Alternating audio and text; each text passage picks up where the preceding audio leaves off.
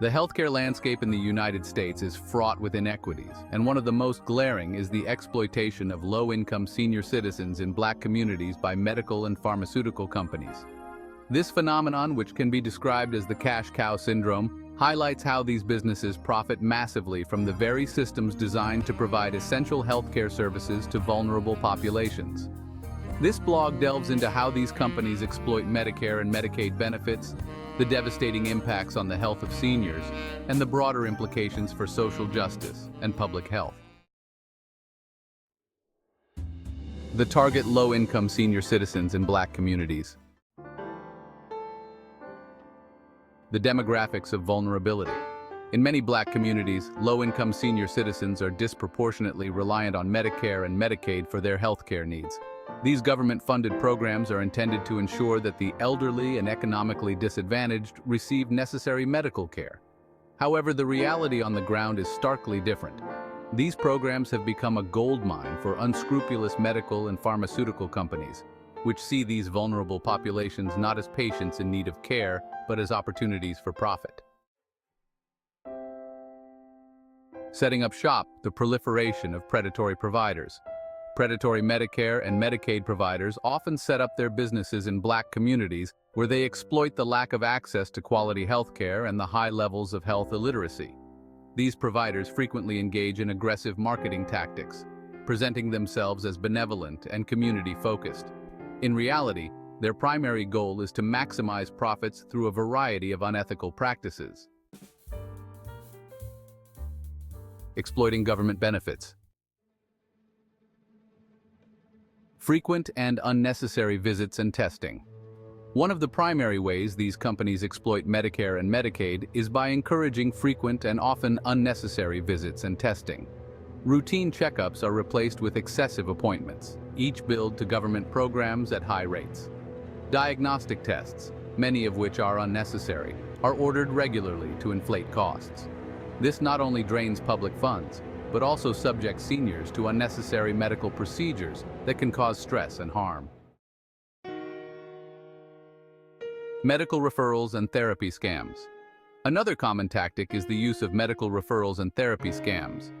Providers refer patients to specialists within their network, often without medical necessity, creating a cycle of continuous referrals and treatments. Physical and occupational therapies are prescribed extensively, regardless of their actual benefit to the patient.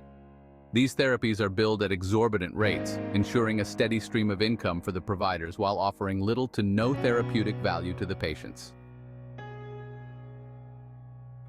Perhaps the most insidious method of exploitation is through prescription drugs. Low-income senior citizens are often prescribed medications that are addictive, harmful, and sometimes deadly. These prescriptions are not always based on genuine medical needs, but are driven by relationships between healthcare providers and pharmaceutical companies. The latter often incentivize doctors to prescribe certain drugs, knowing that Medicare and Medicaid will cover the costs. The consequences: health and human costs. The overprescription of medications leads to addiction and overmedication among seniors. Many elderly patients find themselves dependent on drugs that they do not need, with little understanding of the risks involved. The addictive nature of these medications exacerbates existing health issues and creates new ones, trapping seniors in a cycle of dependency and poor health. Physical and mental health decline. The constant medical interventions, unnecessary tests, and overprescription of drugs contribute to a decline in both physical and mental health. Seniors experience increased anxiety and stress from frequent medical visits and tests. The side effects of unnecessary medications further deteriorate their health, leading to hospitalizations and, in some cases, premature death. Broader implications for social justice and public health. Systemic inequities and racial disparities. The exploitation of low-income senior citizens in Black communities is a glaring example of systemic inequities and racial disparities in healthcare. These practices not only drain public resources, but also perpetuate the cycle of poverty and poor health in these communities. The cash cow syndrome reflects a broader trend of marginalization and neglect, where the most vulnerable are exploited for profit. The role of advocacy and policy change. Addressing this issue requires a multifaceted approach. Advocacy plays a crucial role in raising awareness and pushing for policy changes that protect vulnerable populations. Scholars, community leaders, and social justice advocates must work together to highlight these injustices and demand accountability from both healthcare providers and pharmaceutical companies. Policy changes should include stricter regulations on medical and pharmaceutical practices, increased transparency in billing, and enhanced protections for Medicare and Medicaid beneficiaries. Conclusion: a call to action. The cash cow syndrome is a deeply entrenched problem that requires urgent attention. Low-income senior citizens in Black communities deserve better than to be exploited by those who should be caring for them.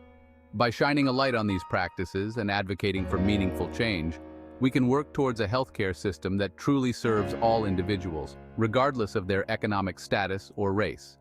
It is time to end the exploitation and ensure that Medicare and Medicaid fulfill their promise of providing genuine care and support to the most vulnerable among us.